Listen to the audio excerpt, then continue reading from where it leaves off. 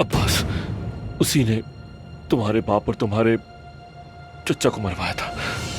अदनान, मेरी बात सुनो, रुको। अदनान,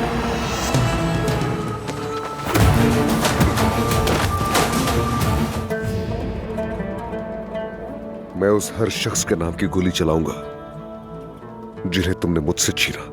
अगर तुमने अपने हाथों से इसकी जान ली तो तुम गुनाहगार होगे। ये उसी सजा का मुस्तहिक है जो उसको मिलनी चाहिए। ज़बरूत, तो तुम मेरे लिए फिक्रमंद थी?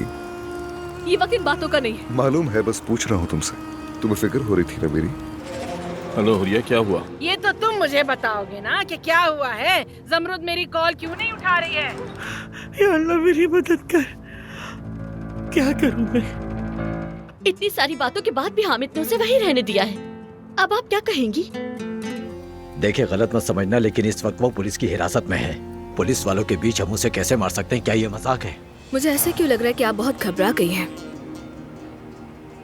इसलिए आप अपने आसपास के लोगों पे बहतान लगा रही हैं।